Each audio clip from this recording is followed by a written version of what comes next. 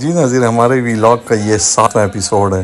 تو مدینہ میں موجود تھے اور زیارتوں کا سلسلہ جاری تھا۔ ہمارے چھوٹو موٹو لندن سے ہمارے بھتیجے بھی پہنچ گئے تھے عمرہ کرنے کے لیے۔ پہلے یہ لوگ مدینہ آئے تو مدینہ میں ہم نے مختلف جگہوں کا جو ہے وہ زیارتیں کی، مختلف مساجد گئے اور اپنے جتنے بھی ہمارے ارد گرد کے جو بھی زیارتیں تھیں وہ ہم نے کی، اور الحمدللہ ایک بہترین سلسلہ جاری تھا ذکر و افکار اور عبادات کا۔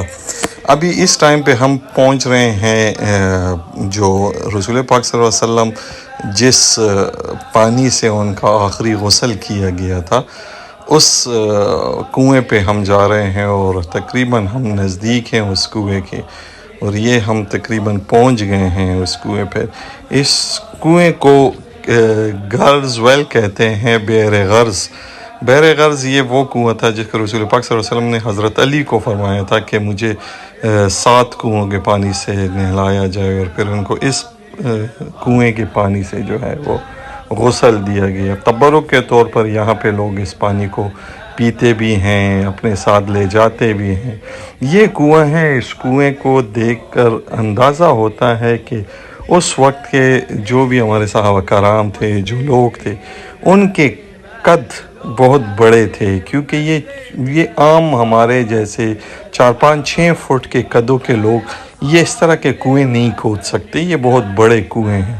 تو یہ کنویں جب انہوں نے بغیر کسی مشینری کے اور اس کے ان کنووں کو کھودا ہوگا تو کتنا ان کو برکات ان بھی ہوں گی، اور یہ سارے کنویں آج لوگ فیض یاب ہو رہے ہیں اس کے پانی سے۔ یہاں سے مختلف لوگ آتے ہیں تبرک کے طور پر، اس پانی کو لے کر بھی جاتے ہیں، یہاں پیتے بھی ہیں۔ تو بہترین سلسلہ تھا۔ اس مسجد کے باہر ہی بوٹلز بھی مل جاتی ہیں لوگوں کو خریدنے کے لیے، تو چھوٹی موٹی بوٹلیں وہ وہاں پہ سیل کرتے ہیں، تو آپ اس کو بھر کے پی بھی لیتے ہیں اور لے جاتے بھی ہیں۔ الحمدللہ میرے بھتیجے بھتیجی لندن سے پہنچے ہوئے تھے، امی میرے ساتھ تھی، الحمدللہ فیملی تھی، ان کو یہ جگہ دکھانی تھی۔ والدہ پہلے بھی میری آ چکی تھی عمرے پر، لیکن کچھ جگہیں رہ جاتی ہیں کیونکہ مخصوص سا سفر ہوتا ہے، اس میں آپ مکمل جگہ نہیں دیکھ پاتے۔ پانی بھرا جاتا ہے یہاں سے۔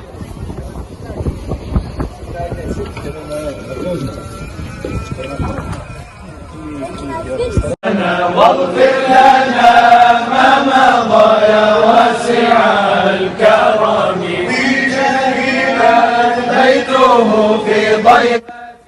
یہ کنواں آپ کو مدینے میں ہی مل جاتا ہے، نزدیک ہی۔ آپ کسی بھی ٹیکسی والے کو کہیں گے تو وہ آپ کو پہنچا دے گا۔ اسی کے قریب یہاں پہ مصلی تھا، مصلی مطلب مسجد تھی، اور وہ مسجد بھی وہی پرانے طرز کی، اسی طرز کی بنی ہوئی، کیونکہ یہاں پہ انہوں نے کلیئرلی لکھا بھی ہوا تھا کہ یہ مسجد اپنے اوریجنل حالات میں موجود ہیں۔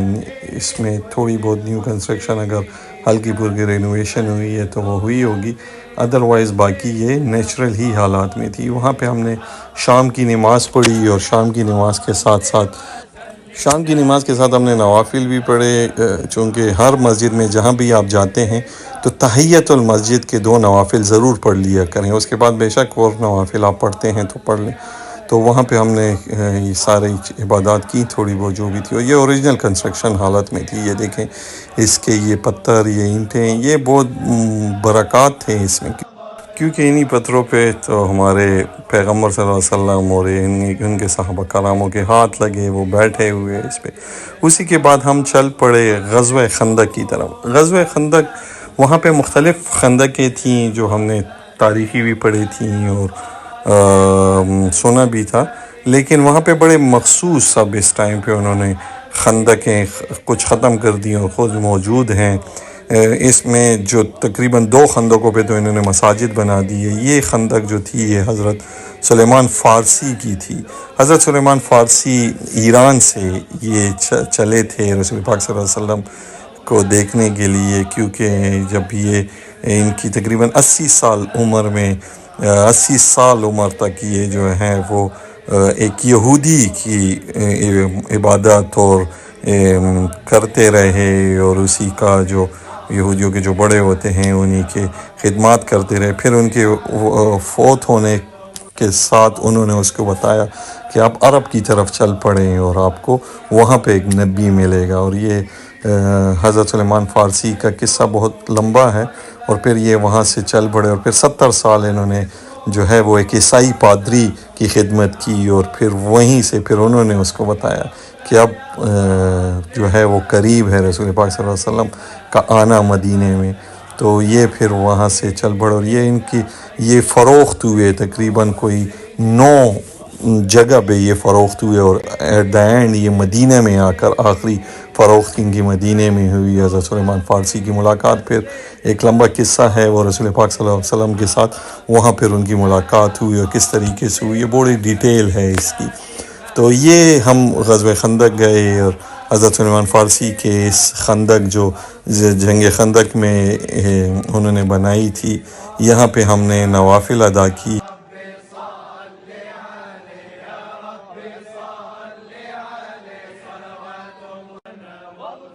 یہ دیکھیں یہ غزوہ خندق کی یہ جو مسجد بنی ہے انہوں نے خندق مسجد بنائی ہے. تو اسی میں بھی 2 خندقیں انہوں نے ختم کر دی ہیں اور یہ یہاں پہ مسجد بن گئی ہیں. کافی خندقیں بن گئی. یہ تقریباً 4 کلومیٹر کا ایریا جو تھا یہ ساری خندقیں تھی. تو اس ٹائم پہ بنی تھی اور یہ خندقیں تقریباً ختم ہوئی. یہ پھر اوپر جا کے رسول پاک صلی اللہ علیہ وسلم کا آخری جو خندق تھا وہ اوپر بنا تھا اور اس کو ہی فتح مسجد کہتے ہیں جس میں خندق کی جو فتح ہوئی اور اس کے بعد یہاں پہ نماز فتح پڑھی گئی. یہاں پہ شکرانے کے نوافل پڑھے گئے اور اس کو اسی جگہ کو جو ہے یہ رسول پاک صلی اللہ علیہ وسلم کی یہ جو خندق تھی یہ سب سے ٹاپ پر تھی.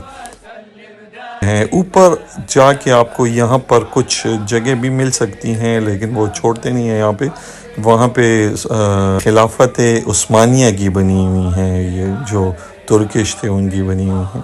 انہوں نے اپنی جگہ کچھ بنائی ہوئی تھی.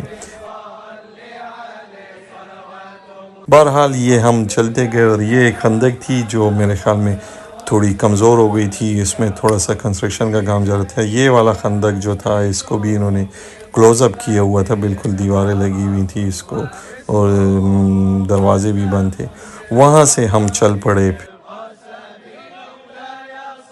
مسجد قبلتین کو 2 قبلوں والی مسجد بھی کہا جاتا ہے. اس مسجد میں 2 رکعت نفل ادا کرنے کے بعد قبول عمرے کا ثواب ملتا ہے.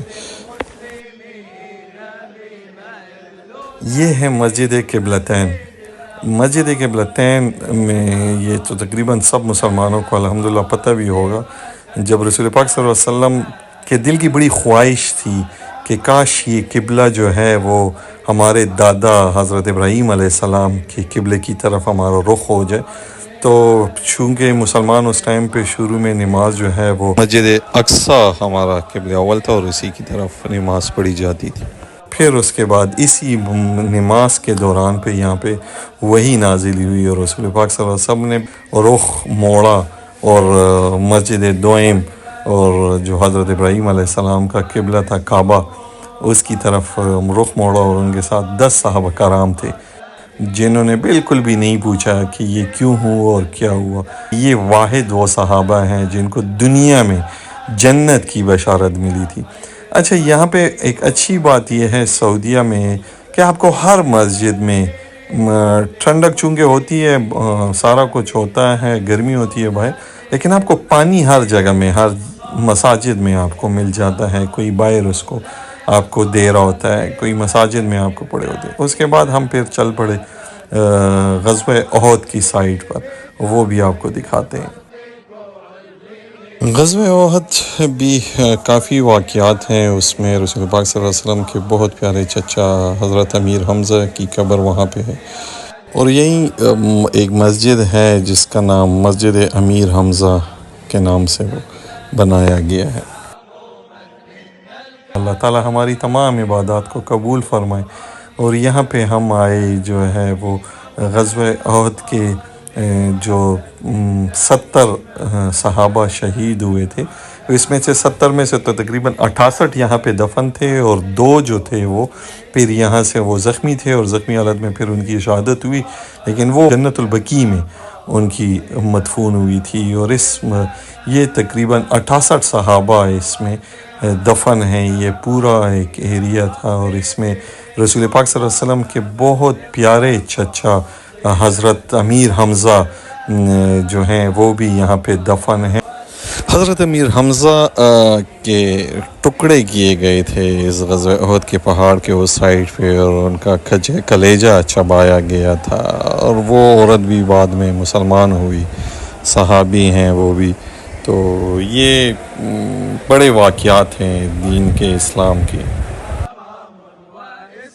اور یہ وہ غزوہ احد کا پہاڑ تھا جس کے لیے رسول پاک صلی اللہ علیہ وسلم نے جب غزوہ احد کی جنگ جیت لی تھی تو تمام صحابہ کو کہا تھا کہ اس جگہ کو نہیں چھوڑنا، اس جگہ کو آپ نے نہیں چھوڑنا، لیکن وہ کچھ غلط فہمی کہہ سکتے ہیں یا کوئی بھی بات تھی، تو وہ صحابہ کرام نے یہ سمجھا کہ جنگ ہم نے جیت لی ہے اور اب ہمیں اترنا چاہیے، اور وہ وہاں سے اتر گئے تھے۔ جیسے یہ اترے تو دوسری سائڈ سے جو ہے وہ کفار مکہ نے ان پر حملہ کیا، اور اس میں خالد بن ولید ان کو لیڈ کر رہے تھے۔ خالد بن ولید بعد میں مسلمان ہو گئے تھے، صحابی تھے، لیکن شروع میں وہ ان کو لیڈ کر رہے تھے، اور ان کے ہاتھوں سے یہ تقریباً کوئی 70 صحابہ یہاں پہ شہید ہو گئے تھے۔ اور پھر اس کے بعد وہ جنگ دوبارہ چڑھی، اور اسی ٹائم پہ پھر فتح مسلمانوں کو ملی، لیکن یہ نقصان ان کو ملا۔ مزید ملتے ہیں انشاءاللہ ویلاگ میں، آپ دیکھتے، ویلاگ میں بہت پیارے پیارے اور بھی جگہ آ رہی ہیں، دیکھتے رہیے گا۔